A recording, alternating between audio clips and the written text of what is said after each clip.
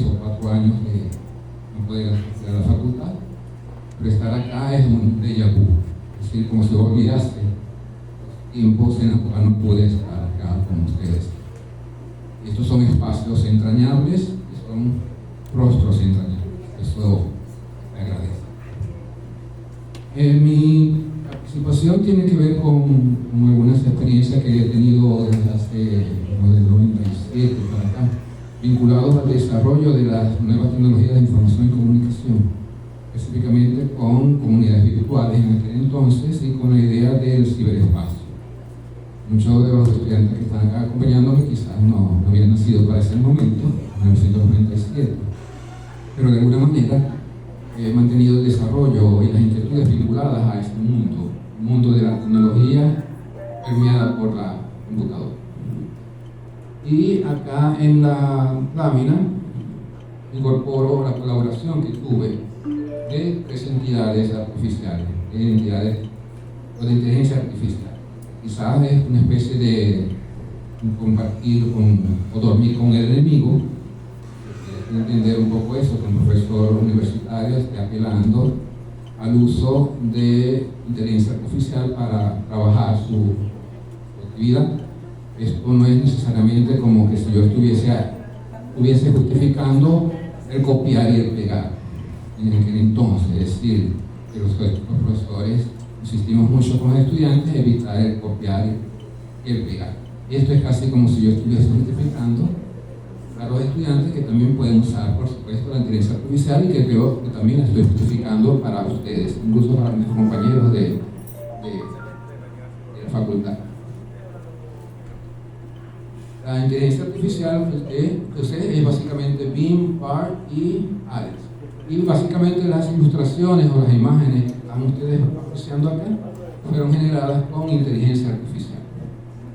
O sea, no fueron generadas o tomadas captura de imágenes en la red, sino que fueron generadas con comandos utilizando básicamente a Bing. Bing es la inteligencia artificial de Microsoft. Y comienzo con un relato. No comienzo necesariamente con la idea de las trayectorias, las reconfiguraciones a partir de la inteligencia artificial, sino que comienzo con un relato. Me gusta mucho trabajar con los relatos. Soy amante de la literatura y de los relatos para ubicar al auditorio. La idea es que trabajar el tiempo, voy a comenzar con la idea de trabajar el tiempo. ¿Qué es el tiempo? ¿Por qué trabajar con el tiempo? Con el tema de la inteligencia artificial. El tiempo es un concepto que para salir de dudas no lo voy a definir. Es básicamente a trabajar la idea de por qué el tiempo. Si me preguntasen ustedes qué es el tiempo, yo respondo como hizo San Agustín cuando le preguntaron qué era el tiempo. Y esa es una especie de actitud que puede servir para otras categorías. Le preguntaron a San Agustín qué es el tiempo y él dijo: si me lo preguntan, no lo sé, lo ignoro. Si no me lo preguntan, sí sé que es el tiempo. Es decir, que también puede servir para otros conceptos cuando ustedes den con algunos profesores, pero no sé si los profesores podrán aceptar ese tipo de respuesta. Pero sí, en el caso que estoy hablando con ustedes, la variable del tiempo es interesante, el cual del tiempo es interesante porque el tiempo se ha medido, se sigue midiendo en términos de segundos, minutos, horas, semanas, meses. Y el tiempo, cuando se logra acumular y se logra medir, se puede hablar de que 100 años es un siglo, y cuando se miden los siglos a partir de la sumatoria de los años, no necesariamente a veces se puede ser así. Es decir, a veces nos hemos preguntado cuándo comienza un siglo, y la idea de que cuando comienza un siglo es cuando, en el caso del siglo XX, cuando comenzó el siglo XX, comenzó en 1901, terminó en el año 2000. Pero esa idea de que los siglos comienzan en términos cuantitativos en un determinado momento, 1901, termina en el año 2000, en términos casi de entender los procesos sociales, los procesos mundiales, este autor, Jorge Carrión, en este texto que se llama Lo Viral, plantea que los siglos o el siglo XX no necesariamente comenzó con el año 1901, sino que hubo ciertos procesos mundiales que fueron disruptivos en aquel entonces produjeron ciertas transformaciones sociales mundiales que afectaron en términos globales a la sociedad. En el caso del siglo XX, el siglo comenzó en 1914. ¿Cuál es la fecha de 1914? La Primera Guerra Mundial. Y así sucesivamente. Es decir, lo que quiero dar a entender es que los procesos temporales no necesariamente se pueden contar en términos numéricos, sino en términos de procesos societales, en términos de procesos humanos. Incluso cuando comenzó o cuando terminó el siglo XX, también hay ciertas ideas vinculadas a que la finalización de los siglos también tiene procesos de preocupación y de inquietud.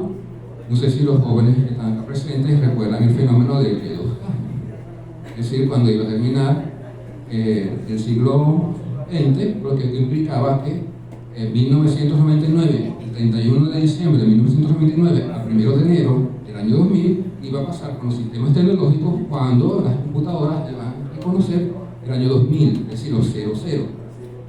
Iba a continuar el sistema tecnológico con el año 2000 o iba a regresar a 1900. No sé si me explico. Entonces también la finalización de los siglos también tiene ciertas inquietudes, ciertas ocupaciones que es interesante como concepto. Tenemos entonces la idea de que el mundo iba a tocar o iba a terminar. Entonces, el proceso que quiero darles a entender es que todos estos cambios a nivel mundial, a nivel del tiempo, están también aparejados con los cambios tecnológicos. Muchas veces los cambios tecnológicos están vistos no por sus efectos positivos, sino por el efecto negativo que los cambios tecnológicos, la tecnología produce. Paul Virilio es un intelectual francés que dice que es más interesante trabajar o entender la tecnología por el accidente que produce. Y ya voy entrando a la idea de la inteligencia artificial. Para Paul Virilio, la tecnología, cuando se producen ciertos artefactos tecnológicos, la tecnología implica que cuando se inventa el barco de vela o de vapor es inventar el naufragio. Inventar el tren es inventar el accidente ferroviario, el descarrilamiento. Inventar el automóvil particular es producir el choque en cadena en la autopista. Entonces yo me puse a preguntar qué será lo que produce, el tipo de accidente que produce la inteligencia artificial. Es decir, qué mundo estamos tratando de entender o visualizar con la idea de la inteligencia artificial. Y hay un pensamiento de un escritor británico, que es Stefan Zweig, que en su libro El mundo de ayer dijo: si busco una fórmula práctica para definir la época de antes de la Primera Guerra Mundial, la época en la que crecí y me crié, confío en haber encontrado la más cercana, la más concisa, es decir, que fue la época de oro de la seguridad. Entonces me hace pensar si la época que estamos viviendo, el tercer decenio del siglo XXI, la tercera década del siglo XXI, es la década de la seguridad o la década de la incertidumbre, a partir de la inteligencia artificial. Hay varias referencias vinculadas a la inteligencia artificial. Tenemos allí la portada de la revista Time en mayo de este año, El fin de la humanidad, y la ilustración que tienen en la parte superior es una ilustración del caricaturista argentino Quino, en la cual se muestra de alguna manera las preocupaciones o los temores de lo que es la inteligencia artificial. Cómo nosotros de alguna manera, o la sociedad de alguna manera, puede, como se hace o se hizo hace poco tiempo, cuando se tumbaban las esculturas, sustituir la escultura del pensador de Rodin por una escultura vinculada a un artefacto tecnológico como una computadora. Es decir, lo que estamos tratando de entender o de apreciarles a ustedes el problema complejo que implica la inteligencia artificial. Hay una fundación que vincula la Real Academia Española con la Agencia EFE, y esta vinculación entre la Agencia EFE y la Real Academia Española es la Fundación del Español Urgente, que es una organización que cada año realiza investigación vinculada a cuáles son las tendencias a nivel de las palabras que han tenido bastante ocupación mediática en los medios de comunicación.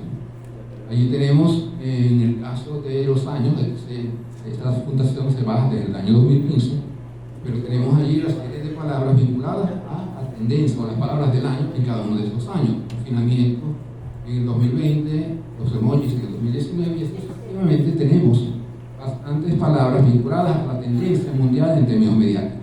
¿Cuál creen ustedes que fue la palabra del año 2022? Tenemos la serie de palabras fueron candidatas a la palabra del año en el año 2022, pero la palabra del año en ese entonces, ¿cuál fue? La inteligencia artificial, que está allí de alguna manera debajo de la palabra del año.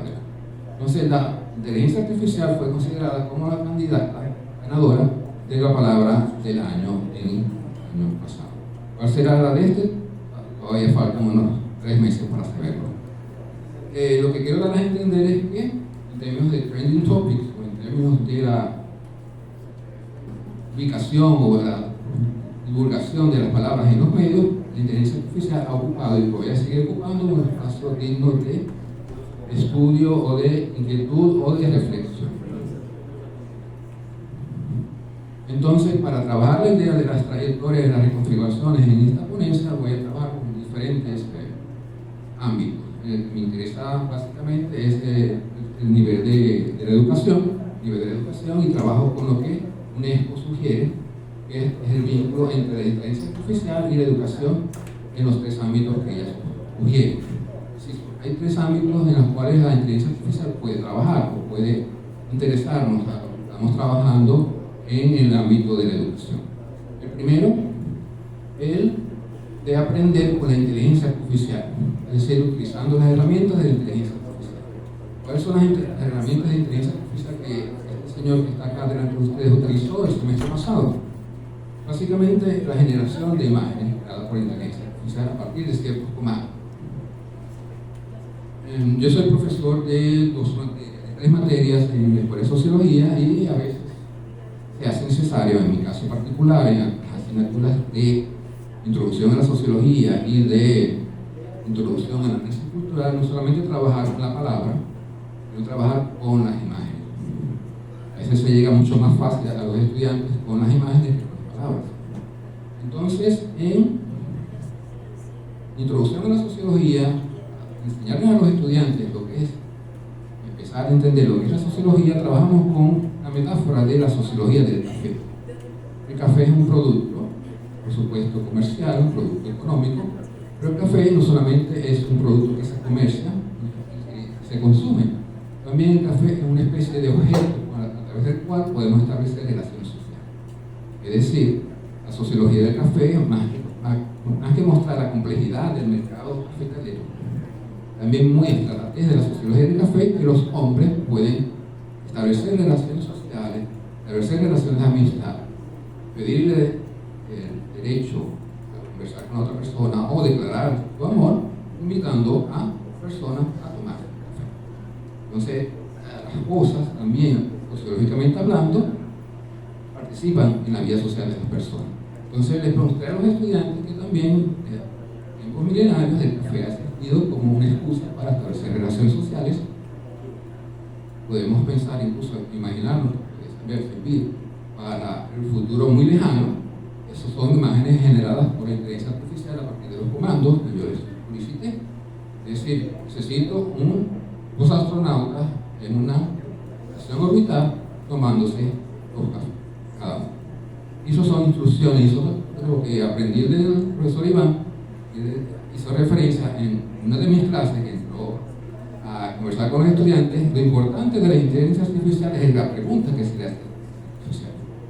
Si tú no haces un comando adecuado, la inteligencia artificial te puede entender cualquier cosa.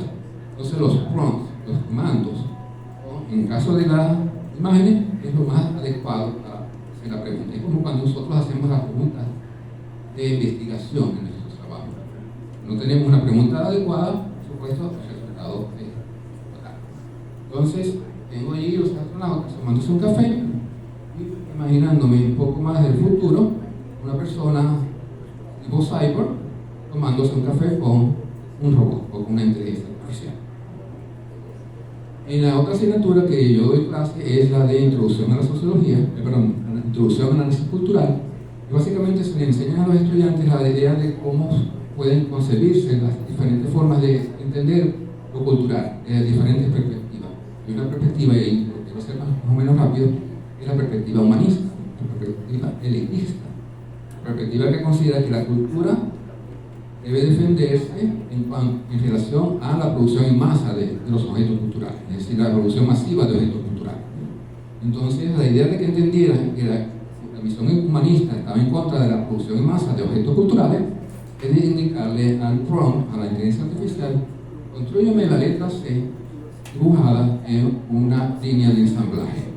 Es como decirle que la producción en masa de los objetos culturales pierde valor por la producción masiva de estos objetos.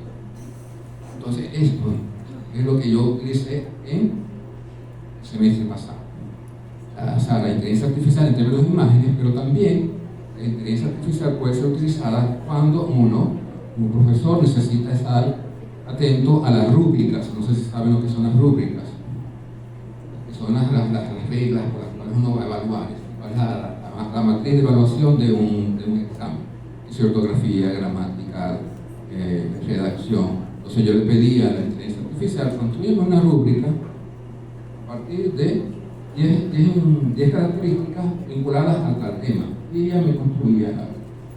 Es una suerte de facilismo, puede ser, pero los estudios han demostrado que la inteligencia artificial, los estudios especializados en educación vinculados a la inteligencia artificial han demostrado que la inteligencia artificial puede ahorrar al profesor de 40 a 50% de su labor.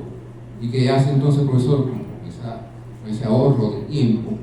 Ser más creativo, ser más empático, estar más en contacto con los estudiantes y, por supuesto, tener mayor destreza en enseñar a sus estudiantes. ¿Perdón? Sí, incluso a nivel de lo que es que lo comentó la profesora Loaiza, de lo que debe hacerse a nivel de la educación. Hay planteamientos que consideran trabajar con las 3 C. ¿Qué son las 3 C? La creatividad, la curiosidad y el pensamiento crítico. Yo creo que los docentes debemos aprovechar esta posibilidad que nos muestra la inteligencia artificial para desarrollar mucho más esas 3 C. Porque 3 años de pandemia, 3 años de reclusión, sentí que los estudiantes que recibí el semestre pasado tuvieron bastantes dificultades para incluso escribir, es decir, se volvieron ágrafos, y volverse ágrafos no conectan el cerebro con la escritura, y cuando uno escribe, de alguna manera ese es el arte que uno muestra en el papel, como nosotros cuando lo mostramos en el papel.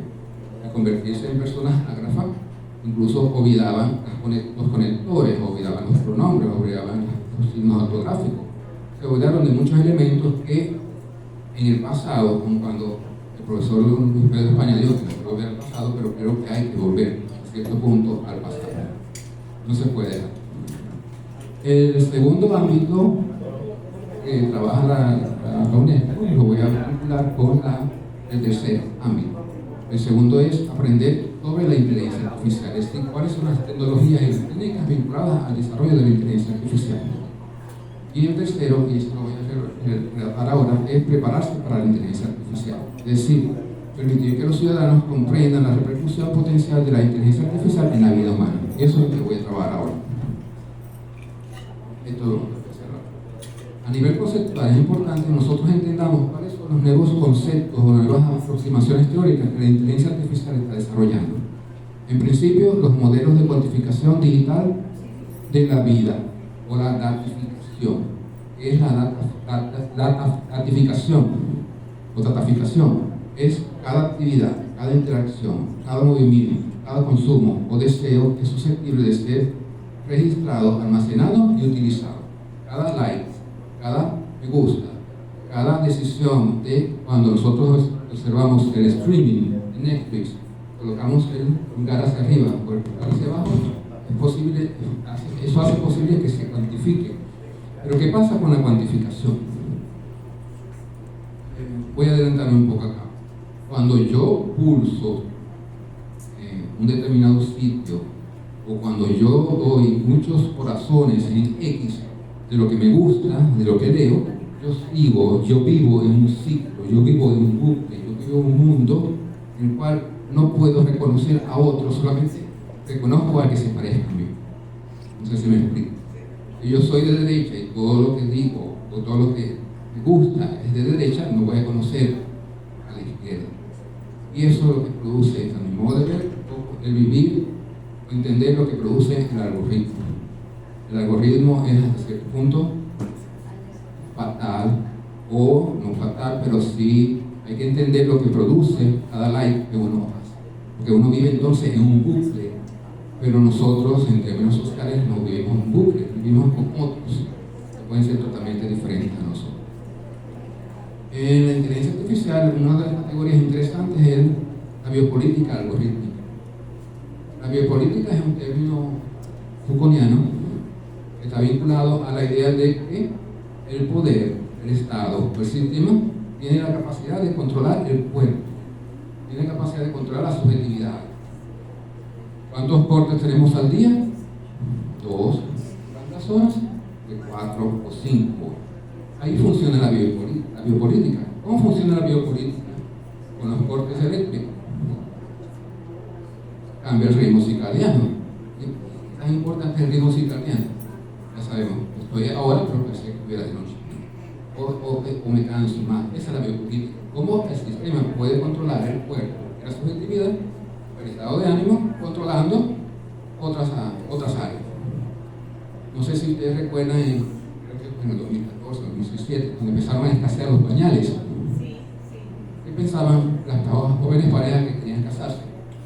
No vamos a poder tener hijos. Vamos a tener que parar la fábrica. Es decir, la biopolítica también funciona en el crecimiento de la familia. La biopolítica algorítmica es el ejercicio de producción de cuerpos y subjetividades y la generación de disposiciones. Es decir, la disposición que yo estoy ante otros, básicamente que pueden ser diferentes a mí, no los reconozco. Yo no reconozco otro tipo de género cinematográfico que sea el que yo veo. No puedo entonces enriquecer mi cultura o no puedo enriquecer mi perspectiva del mundo, mi perspectiva de conocer a otro. Y el sesgo algorítmico son sistemas cuyas predicciones benefician a un grupo frente a otro. Eso está allí. El sesgo algorítmico está vinculado al sesgo facial. Muchos de nosotros tenemos teléfonos celulares, muchos de nosotros tomamos fotografías con teléfonos celulares. Muchos de nosotros, cuando tomamos fotografías con teléfonos celulares, vemos que hay un recuadro que enfoca la cámara. Esa es la inteligencia artificial. Ese es el algoritmo que reconoce ciertos rostros, pero hay ciertos algoritmos que no reconocen rostros particulares. Esto está tomado de un documental de Netflix que se llama Sesgo Codificado. La señora, protagonista, por decir, del documental, mostró que el espejo usaba un software de inteligencia artificial o de reconocimiento facial, no la reconocía a ella hasta tanto ellos se colocase una máscara blanca. Afrodescendiente solamente podía ser reconocida cuando usaba una máscara. Y el otro de los sesgos es uno interesante, para que no se vea tanto. Tiene que ver con el uso de los traductores en Google. En inglés no hay distinción en los géneros, es decir, me puedo decir nurse, puede ser enfermera o enfermera. Cuando yo coloqué al traductor de Google una frase para que me la tradujera al español, del inglés al español, yo le dije, no se ve bien, el ingeniero le dijo, o el abogado le dijo al ingeniero que debía ser cuidada por la enfermera. Entonces yo lo puse en inglés. The lawyer told the engineer to take care of the lawyer told to the nurse to take care of the engineer. Entonces tradujo, el abogado le dijo a la enfermera que debía cuidar al ingeniero. Entonces nurse tradujo del inglés como enfermera. ¿Qué quiere decir esto? Que hay un sesgo de género en las palabras cuando se traducen de un idioma a otro. Nurse puede ser enfermero o enfermera, pero el sistema lo tradujo como enfermero. ¿Qué quiere decir esto? Que hay ocupaciones que son de carácter femenino y no masculino. Yo le hice igual con sociólogo, que lo tradujo sociologist, lo tradujo como sociólogo, no lo tradujo como sociólogo. Esto fue hace 2 sábados, no sé si hubo cambios más adelante en el traductor de voz. Eso quizás para nosotros no nos debe preocupar porque nosotros somos adultos y podemos entender que cuando hacemos traducción podemos decir que nurse puede ser enfermera o enfermero y hacemos la traducción de vida. Pero cuando el traductor se utiliza con jóvenes o con niños, van a entender que la mujer tiene que ser enfermera, no puede ser más allá de otra ocupación. No sé si me explico. O sea, la enfermera tiene que ser mujer, exacto. Una de las ideas vinculadas a las configuraciones tiene que ver con el mundo editorial. Este texto que está aquí abajo, para que no se ve bien, es un texto escrito en colaboración con ChatGPT 2 y ChatGPT 3. Jorge Carrión escribió el texto Los campos electromagnéticos en colaboración con 2 inteligencias artificiales. Es un editorial que aceptó ese texto. Incluso se dice que Amazon ya está poniendo a la venta textos escritos exclusivamente por inteligencia artificial. Pero el Fondo de la Cultura Urbana, que es una organización venezolana que trabaja textos, trabaja con conferencias dedicadas a lo urbano, sacó en su último concurso del premio anual transgenérico que no se aceptan trabajos generados por la inteligencia artificial, ni siquiera en colaboración con la inteligencia artificial, ni siquiera con corrección de la inteligencia artificial. Es decir, que ahí hay también una opinión y una posición en relación a lo que la inteligencia artificial puede hacer o no debe hacer en ciertos ámbitos. Incluso el sitio de The Guardian, una publicación, un periódico británico, dijo que The Guardian ha bloqueado al propietario de ChatGPT, OpenAI, para que no pueda rastrear su contenido.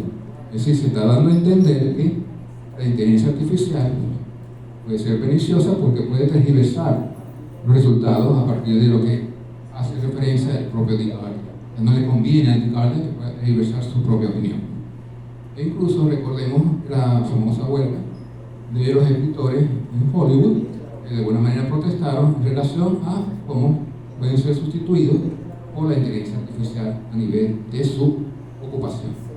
Lo que quiero dar a entender es que hay miedo en este contexto tiene que ver con el miedo a la pérdida de capital cultural. Es decir, si yo pienso que voy a ser sustituido por una inteligencia artificial para ejecutar mi labor, yo estoy perdiendo mi capital, mi formación, en la cual yo he dedicado muchos años. Entonces, esa pérdida y ese temor ante la inteligencia artificial lo recibieron, lo perfilaron los escritores de Hollywood, que van a perder el reconocimiento de su propia formación, de su propia valía como escritores de inteligencia artificial. 5 minutos. Ya terminando, hay también una de las trayectorias de la inteligencia artificial tiene que ver con la lucha simbólica que se hace con la inteligencia artificial o desde la inteligencia artificial. La Liga por la Justicia Algorítmica. Suena como muy a Avengers, pero son organizaciones que a nivel de lo que es la red de la tecnología, se hace necesario que surjan organismos, grupos, asociaciones que luchen ante los sesgos de la inteligencia artificial. Tenemos el Observatorio de Datos por Perspectiva de Género en Argentina y algunas vinculados a mujeres en lenguaje de máquina, queer en inteligencia artificial, negro o los afrodescendientes en inteligencia artificial y Latinx en inteligencia artificial. Es decir, que también hay grupos que luchan o promueven cambios éticos en los contenidos de los datos. Porque los datos, o sea, en la inteligencia artificial hay como 2 procesos: datos de entrenamiento y datos de prueba. Los datos que dan respuesta ante una solicitud no surgen de la nada. La acumulación de datos, la base de datos son datos creados por alguien, una corporación, seres humanos. Por supuesto, como seres humanos podemos tener sesgos vinculados a nuestra condición occidental, heterosexual o cualquier otra que sea. Entonces, esos datos tienen ciertos sesgos. Para finalizar, voy a discrepar de alguna manera con el profesor Luis Pedro España en relación a lo del pasado. Como yo dije al principio, yo trabajo, me gusta mucho la literatura, y la idea de finalizar es una frase de Irene Vallejo. Creo que ustedes la deben conocer. Irene Vallejo es una escritora española que con su libro El infinito y el infinito, y con los siguientes libros, que es El futuro recordado y Alguien habló de nosotros, plantea un poco mi conclusión. ¿Cuál será el futuro de la inteligencia artificial que yo estoy visualizando? El futuro que podamos recordar. Eso puede sonar a muy, no tanto cliché. Bueno, ¿cómo traduzco yo un futuro que yo pueda recordar? El futuro que yo pueda construir está en lo que yo fui anteriormente. Cómo yo fui como docente. Ese es el futuro que yo puedo construir ahora. Es decir, clases presenciales. Es decir, contacto físico con el estudiante. Es decir, exposiciones orales. Es decir, el recuerdo del mejor pasado. Eso es lo que yo creo que hay que trabajar con nosotros como docentes, e incluso ustedes como estudiantes. Recordar que el futuro se construye también mirando al mejor pasado. Y es básicamente lo que quería decir.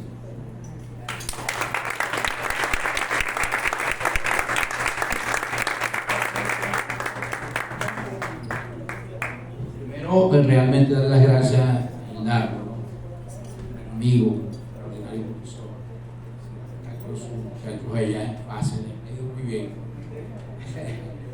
Yo recuerdo que en la escuela de sociología, cuando yo le hablé de digitalizarla completamente por allá, que traje un profesor, mi amigo, René Aguirre, o sea, yo le vi la cara y como diciendo, bueno, no, eso se volvió loco. Pero de verdad, ¿no? Hemos hecho gran esfuerzo, colega, ese tema que trató muy pertinente.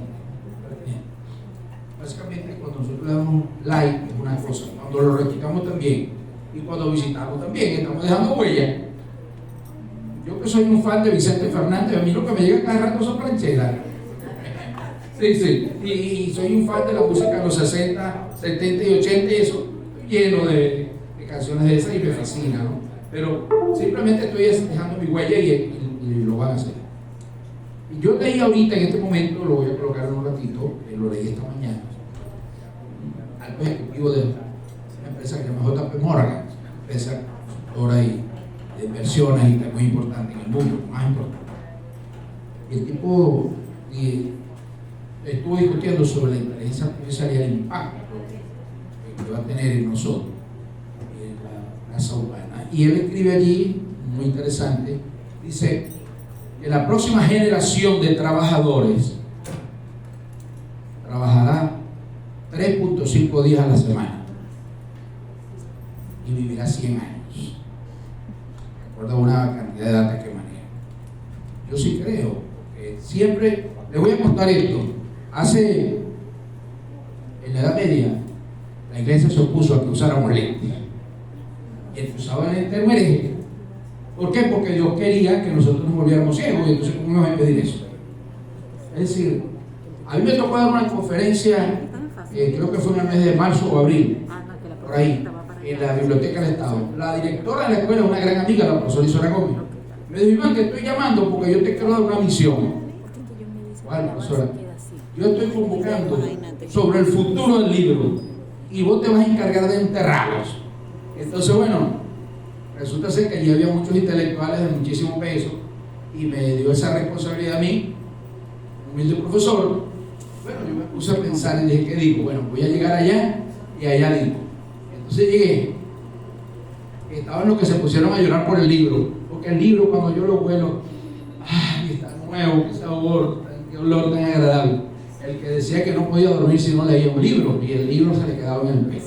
Decía el día de antídoto, el que cuando tenía muchos nervios tenía que leer un libro, y todo giró alrededor de eso: un poeta, un escritor, en fin, gente muy intelectual, que hoy estaban los rectores de las universidades más importantes de aquí en Maracaibo, y me toca a mí.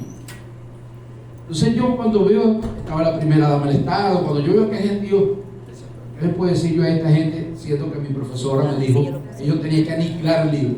Entonces dije: nunca me ha gustado ser sepulturero. ni pájaro de mal agüero.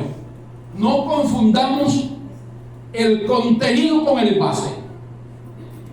El ser humano, desde que tuvo razón de ser, quiso trascender, y para trascender, al comienzo le echaba el cuento a la mujer, al hijo, al nieto, pero se dio cuenta que eso no era suficiente y empezó a crear la creatividad de la que se habló hoy, y empezó a dibujar, porque no tenía letras para escribir libros, gráficos en las cavernas, ¿verdad?, donde decía cómo se debió almacenar las frutas para que duraran durante el invierno, no se terminaran, las carnes cómo se salaban, no se podía escribir. Y así fue corriendo hasta que vinieron, inventaron la imprenta, lo que sea, y ya llegamos hoy. Tenía que ser muy clarito y rápido, llegamos a hoy. ¿Qué es lo trascendente? Que el destino está en las manos del ser humano. Los cuchillos los inventó el hombre hace muchísimo tiempo y sirven para cortar, hacer unos buenos cortes de carne, ¿verdad?, para preparar y cortar la fruta, pero también sirve para degollar gente. Sirve para degollar gente. Es decir, creo que gran parte de la humanidad ha vivido detrás del telón que llaman miedo. Y eso, por supuesto, ha influido muchísimo. Y no es creer que miedo, ese es ignorante. No. Los intelectuales son uno de los más cobardes. Son los que más miedo temen a perder sus espacios. En la Universidad de Hong Kong, de la cual yo he hecho varios cursos, prohibieron el uso de la inteligencia artificial en el mes de febrero. Pero en el mes de abril quitaron la prohibición, porque se dieron cuenta que era más o menos lo que quería la iglesia.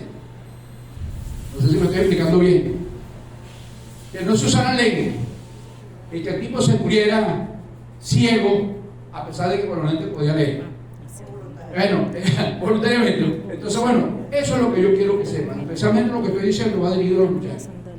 Les voy a recomendar 3 películas. O búsquenlas en internet y las ven. Una, nada es privado. ¿Ok? Revísenla, búsquenla bien, pónganse a ver qué hay. Nada es privado. El dilema de las redes sociales. Revísenla y van a ver que hay ahí tantas cosas. Busquen información. Y una tercera, que ahorita no me viene bien el nombre, pero en cualquier momento porque también tengo mis años, no crean que tengo un lapso, pero ahorita no me recuerdo, pero esos no son muy buenos. Hay una tercera, pero el nombre es un poquito raro y no me llega. Pero lo que quiero decir es esto: no le teman al futuro, témanle a no prepararse, témanle a no buscar cómo montarse en esta ola de la tecnología. Puedo decir, y aquí tengo de testigo a todos estos profesores que están aquí en el frente, que desde que llegué de decano en el 2009 me monté en que la universidad tuviera un campo virtual de alta calidad. No he logrado ni siquiera la milésima parte de lo que soñé, pero marcamos un camino, una ruta, y la seguimos impulsando. Hubo un gran esfuerzo para traer esto hasta aquí. Tuvimos que hacer maravillas, porque yo no podía haber quedado en el confort de allá de fácil, que tenemos la tecnología, el cable, tenemos todo. Nos dijeron, es allá, es aquí, porque nosotros sí queremos que ustedes, especialmente los estudiantes, reciban la mejor formación posible. Pero eso es solamente posible, y valga la redundancia, si nos lo proponemos.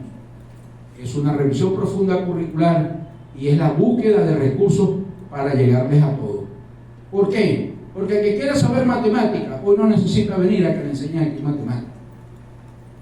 Con Khan Academy tiene matemáticas desde el preescolar hasta portar una nave espacial, con profesores que le explican todas las veces que le dé la gana y no lo llaman bruto, ¿verdad? En un video lo pueden ver todo lo que ustedes quieran. Yo no sé despejar, yo no sé sacar algoritmos, yo no sé límites. Lo colocas ahí, te va a salir un profesor que te explica eso de mil maravillas. ¿Cuál es el verdadero trabajo que nosotros tenemos que hacer?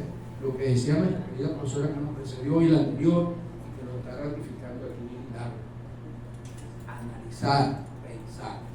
Yo le voy a decir algo que va a sonar bastante mal, pero yo tengo más de un doctor, por lo que he interactuado, que su nivel de análisis crítico es muy bajo. Porque yo puedo llegar a doctor copiando, pero yo conozco gente que no ha sacado la primaria y tiene profundidad en sus análisis. Es decir, hay que buscar la manera de aprender a pensar, de aprender a leer, y algo que manifestaba el profesor, de aprender a escribir, a expresar las ideas. En un mundo donde yo te cueme, ¿verdad? En un mundo donde yo te cueme, ILG, I love you, ILG, I love you, yo estoy minimizando mi capacidad de análisis. Y es falso que los muchachos de hoy son más inteligentes que nosotros. Eso es una mentira ya comprobada y demostrada. Pero es lógico. Yo estudié en la Escuela Técnica Industrial y di cálculo, matemáticas, límites, sin calculadora. Y lo único que nos ayuda fue una tabla de área. Y así se graduaron los ingenieros todos los que construyeron estos edificios. Pongan un muchacho hoy a hacer que agarre el libro de Baldor, que era mi cabecera, me gustaba mucho ese libro. Agarre el libro de Baldor y agarre cualquiera hacia el azar a resolver por los ejercicios que está ahí. Les voy a poner uno ahorita. Si mi novia tiene hoy la tercera edad que tengo yo, y dentro de 21 años tendrá la mitad, ¿qué edad tiene ella hoy y qué edad tengo yo? Porque si no es nada difícil, pero tienes que analizar, ¿ok? Contextualizar y transformar eso en una función matemática para hacerlo. Es difícil, no lo es. Si fuera difícil, yo no lo hiciera. Es una cuestión sencilla. Pero no nos han enseñado a pensar. Yo creo que la transformación, yo tuve un programa reciente y se los recomiendo para lo vean, porque yo estuve ahí. Si no, porque me hizo una pregunta bien profunda a lo que decía el profesor. Yo fui a su clase y le dije, mire, en un futuro no muy lejano, es decir, ya voy, está buscando gente y el trabajo es hacer preguntas. Porque dependiendo cuál es la pregunta que tú hagas, obtendrás una respuesta. Pero para hacer una buena pregunta, una pregunta con profundidad, tienes que tener clara la idea de lo que vas a hacer. Tienes que tener claro. Si no, vas a preguntar tonterías. Y las preguntas que vas a hacer, lejos de ayudarte, te van a confundir y vas a obtener resultados que no son. Entonces, creo que la gran diferencia en la educación de hoy día es la reflexión, el análisis, la creatividad. La máxima expresión de un ser humano es la comunicación. Eso es lo máximo que ha llegado la especie humana y será siempre su non plus ultra. ¿Y cómo llegó a esto? Llegó a través de la creatividad. Creó idiomas. Primero, creando figuras, ¿verdad? Y así sucesivamente. Esa es nuestra gran responsabilidad. Nuestra gran responsabilidad hoy en día no es estudiar a Taylor y Fayol, ¿verdad? No es a Peter Drucker, que son grandes pensadores en la administrativa y todo eso está muy bien. Sino cómo esos pensadores nos sirven a nosotros para hoy, partiendo del pasado, construir una mejor futuro. Cómo aplicar, cómo resolver. Yo creo que ese es el gran reto. El reto más profundo para ustedes, los que son jóvenes, generación Z y de ahí arriba. Bueno, hasta a nosotros nos toca algo, pero hay que hacer un gran esfuerzo para enseñarnos a pensar. Es difícil a un muchacho hoy día leer un libro. Es casi imposible. En estos días, alguien que siempre me dice que está leyendo un libro, una muchacha amiga, entonces yo vine y le envié, oye, me leíste el poema, me dijo, es demasiado largo. Yo dije, pero si no es una hoja y tú me has dicho que lees el libro. Le envié un poema de una hoja. Era muy largo. Le digo, pero se lo entiendo. Tú me has dicho que lees el libro. O sea, no, sí me gustó. Pero el título, pero como era mucha letra, no lo leí. El problema no es ese. El problema es que nos están acostumbrando a lo inmediato, a lo rápido, a lo fácil. Yo tengo un software, cualquiera lo puede buscar por ahí de GPT, que le vendo un libro y le digo, por favor, pásame un resumen con las ideas más importantes. Y en 5 minutos lo tengo. ¿Ok? Entonces me lo resumo. Es como si yo tratara de conocer a mi novia por la foto que estoy viendo. Y digo que la conozco. ¿Verdad? Me falta lo que decía el filósofo de Rubio, me falta profundidad. Así es. Por muchas razones. Disculpa, solamente quería pues, muchachos, que son los que más vamos a tener que trabajar. Le vamos a otorgar un certificado también a